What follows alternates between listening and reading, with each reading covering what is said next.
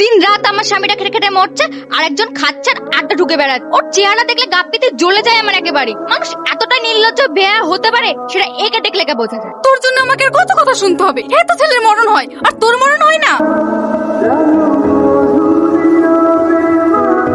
এইদিকে একটা খরগোশ আসলো না, এই দিকে গেল। ইস, একটুর জন্য হাত ছাড়া হয়ে গেল।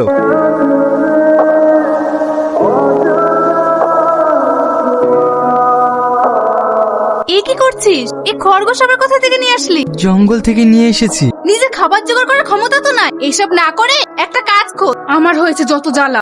মা, আমি এই সংসারে সব চাইতে বড় বোঝা বলো, কিন্তু বিশ্বাস করো মা, আমিও তোমাদের কথা শুনতে চাই না। চিন্তা করো না, দেখবে একদিন সব ঠিক হয়ে যাবে। কে? আমি। তুমি কথা বলতে পারো? হ্যাঁ, আমাকে বাঁচানোর জন্য তোমাকে অসংখ্য ধন্যবাদ। তুমি তাড়াতাড়ি এখান থেকে চলে যাও, মা দেখলে আমাকে খারাপ ভাববে।